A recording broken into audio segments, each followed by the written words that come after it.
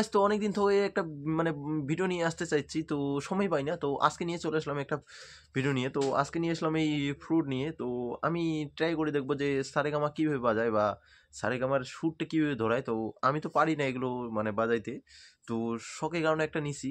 তো তার জন্য আমি ট্রাই করে দেখবো যে সারেগামার সুরটা কীভাবে ধরে। অনেক ভিডিও দেখলাম, তো অনেক ট্রাই করলাম, হচ্ছেই না আমার দ্বারায়। তো চলো, লেটস গো ভিডিও, আর দেখবো কীরকম হচ্ছে আমার সারেগামারা।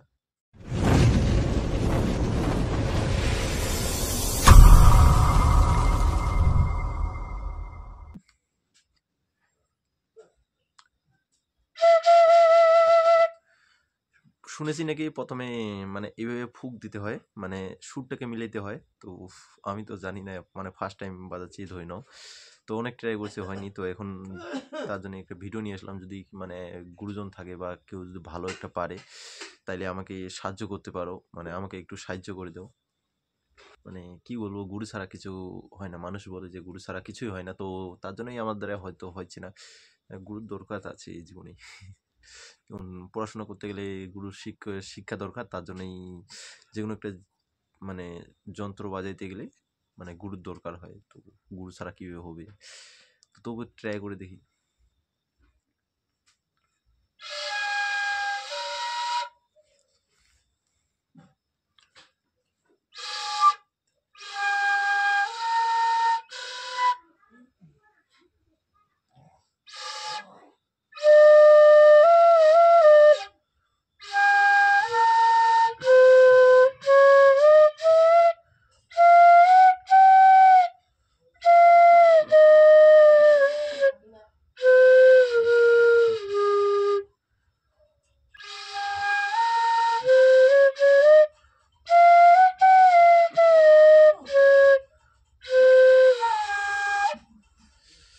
তো যদি সারেগামাটা মিলে থাকে তাহলে একটু বলে দিও কমেন্টে।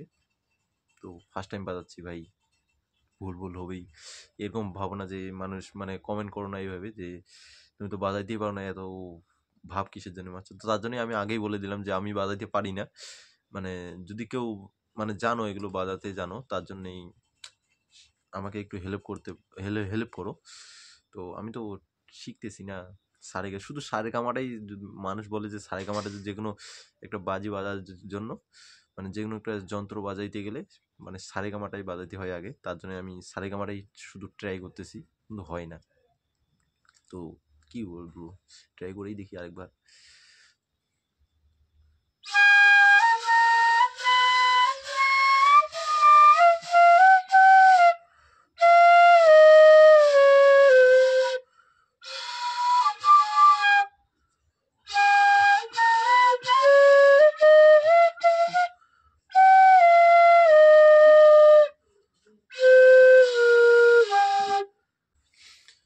তো গাইস, আজকের ভিডিওটা এখানেই শেষ করি। দেখা হচ্ছে নেক্সট ভিডিওয়ে।